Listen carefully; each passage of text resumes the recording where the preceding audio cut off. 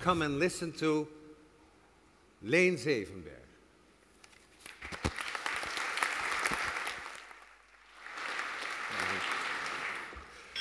Good morning. Imagine a better world is what I could think of as a starting sentence. The first sentence is always the most difficult one, as you know, so this is it. And I'm going to tell you a little bit about sustainability. And when you listen to this word sustainability, people always say it is over. I spoke to a French CEO 2 weeks ago, and he said, but Leen, sustainability, that was last year, wasn't it? Last year was about sustainability. This year is about something else, maybe creativity or whatever. So he forgot that he is going to be sued 10 years from now by the court because he is not behaving rightly, as all of us are. Because the funny thing that I saw is that only 3 of you had a hybrid car. Is that true? Shame on you. Shame on you. And you think, oh, don't listen to him. Who cares? Who cares? Because I also like a nice car. But I had to give a speech about 2 months ago, to a conference about sustainability. About sustainability, about the thing that is not important anymore, that everybody talks about, but nobody does anything. And I was talking to 400 CEOs about sustainability. So I asked all of them, I said, who cares about sustainability? Raise your hands. They all raised their hands because the conference was about sustainability. That was funny. And then I said, who is a CEO here? They all raised their hands, proud to be a CEO. So I said, you are leaders, aren't you? Yeah, they are leaders. They were leaders. So I say, you give the right example, don't you? You give the right example to your people? Yes? Well, look at your cars. I said, I didn't see one single car. So what is the example? Who believes you? People don't believe you if you are not trustworthy, if they cannot believe you, if they don't know what you really mean. So I'm going to talk about that because it is difficult. And if there is no passion, I tell you, nothing will happen. Most sustainability projects fail. Most companies are not sustainable. They don't know what to do. I know it. I'm running a public company even. And running a public company and being sustainable is extremely difficult because every 3 months I have to tell something to the audience. Well, that is long-term thinking. That is long-term thinking. I was talking to somebody who runs Mars. Mars, you know Mars, candy, and pet food. Pet food is even, they're bigger in pet food than in candy. But, and the Mars company is a family-owned business. They have a long-term plan. That's a 30-year plan. 3-0, not 1-3, but 3-0. It's a long-term plan. If I would present a 30-year plan to my shareholders, I would be fired immediately. People don't like that crap, 30 years. But there, they think that 30 years is 1 generation, because the company is owned by the family. The family thinks about new generations. They think in long terms. And when I talk about sustainability, I'm not talking about only people, planet, and profit, because profit is important, people as well. Let's talk about people a little bit. The people aspect. Most companies in the Netherlands and in the rest of the world know that 70% of all the people that work for you, 70, don't like their jobs. Did you know that? I was giving the same presentation to a group of HR people. And they said, no, we don't believe that it's 70%. I said, okay, how much is it then? And one guy said, well, in our company, it's much better. It's 40%. Well, that is great. What an achievement if 40% of your people like their jobs. Don't like their jobs. Don't like their jobs. And all those people who don't like their jobs are standing in the traffic jam every morning to be in their office at 9 o'clock. Nobody knows why. They have to be there at 9 o'clock. But it says that in their employment agreement, they have to be there at 9 o'clock. So people are sometimes also called FTEs. Have you heard that? FTEs? Full-time equivalents. Imagine you are a full-time equivalent. There are 300 full-time equivalents here sitting. And maybe there is half a full-time equivalent that also exists. You can be a half FTE. You can even be a quarter FTE. Those people look extremely ugly, a quarter FTE. When you're a quarter FTE, it's nothing. So people are important in any company, but still, if there is no passion, I'm showing this presentation, don't worry about it, it has nothing to do with what I'm telling you, but it is the nice pictures in the background. I have not practiced this enough, it's one of my first times. Why am I here? Is a question, not why am I here, why are you here? Why are your people working for your company? That is the most important and first question that you should ask them. When I joined this company that I'm doing now, on a Christmas drink party, I said to the people, you're all going to your Christmas vacation now. You're all going away for 2 weeks or 1 week, and I give you one question that you have to take home with you. And that question is, why am I here? Why am I working here?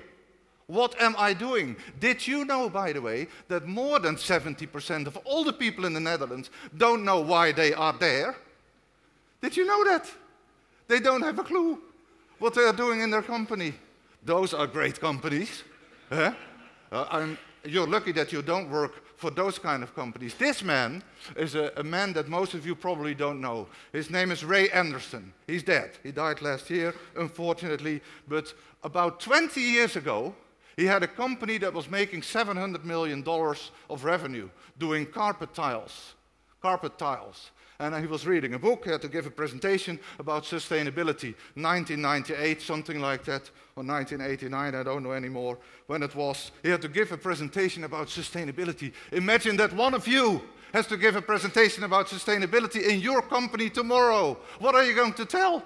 Well, he didn't have a clue.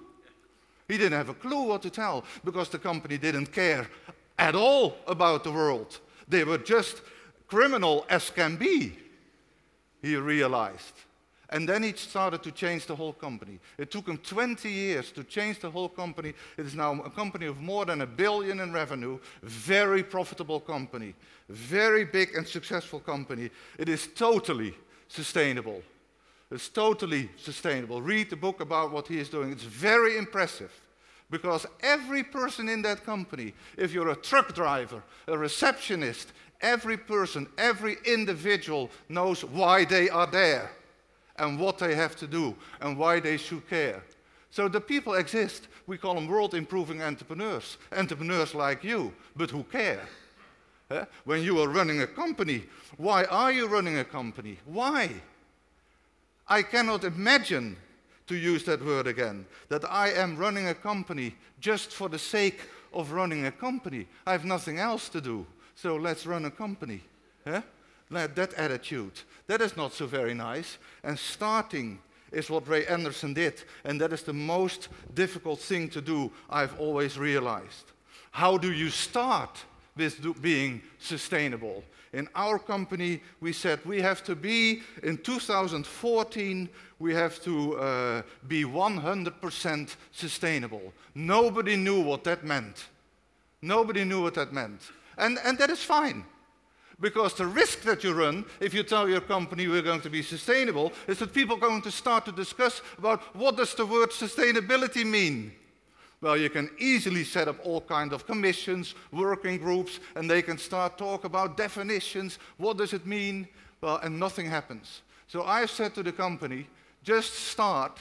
Just do whatever you think you have to do. And you see all kinds of examples of companies. Ben & Jerry's, they started. Eneco does something. There are many more companies. Method, maybe you have not heard of it. It's one of the biggest cleaning companies in the United States. This is Mars. Mars has 5 principles. As you can read, you see them. Those are the 5 principles. And it's very clear to all of you. Immediately see what it means. Well, this is in Indonesia, and even in Indonesia they have the 5 principles. And you can think, well, they must have thought about those 5 sustainability principles maybe 5 years ago. No, this was invented in 1960 or 65 by the great-grandfather, I believe, of Mars, also called Mars, of course, and he created this because it is normal to them. And when my workers' council in my company asked me, Leen, why are we going to be sustainable? I said, because we want to behave normal. We want to behave normal. There's nothing strange about it. Do what you have to do, but don't talk about it and don't do it. You have to give the example. I liked my Range Rover very much. I had a beautiful Range Rover. Oh, what a nice car that was. And now I'm driving this ugly hybrid car. And just to give an example, and well, you have to suffer a little bit to give the right example. Electrical cars and those kind of things. Is that all there is? No, of course it's not all there is. You have to treat it all different. Did you see that? It's very nice. I'll try to do it again. Because I also, oh, it's now going forward. It says backward. Is it going backward? Yeah, this. Do it again, watch it. Oh, yeah. It's now moving automatically. What this means is that we are leaders. Most of you are leaders in a company, but don't think that we are important. We invented a rule in our company. It's called rule number 6. And rule number 6 means don't take yourself so damn seriously. So the people who think you're leaders and are important, don't listen to those people. We are not important. Don't take yourself so damn seriously. Rule number 6. People sometimes ask me, what are the rules number 1, 2, 3, 4, 5? They don't exist.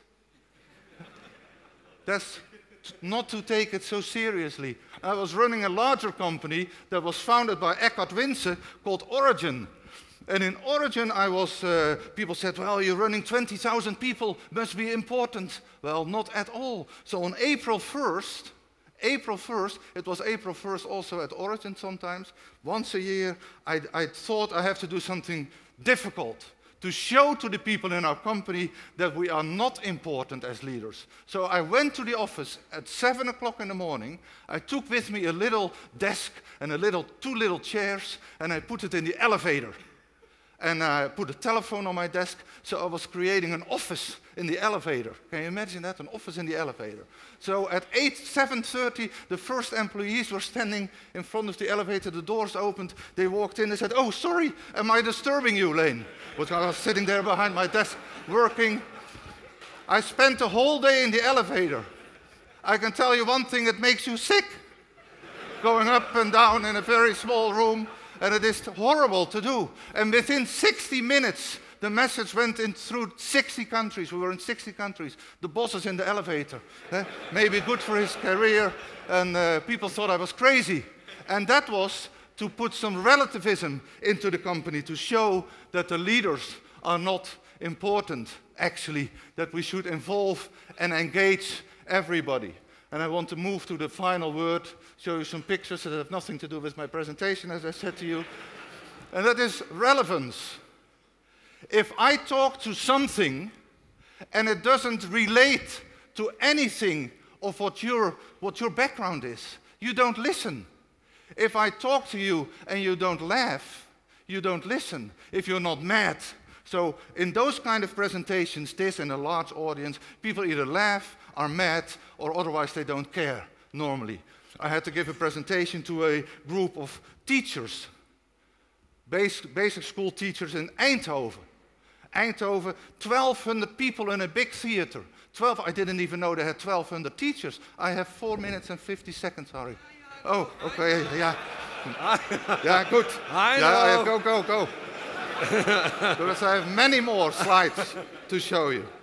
And because there's 4 here and 4 there, it's 8. So I was giving this presentation to those teachers, 1,200 teachers, and it was in the Park Theater. And it was, the theater was totally black.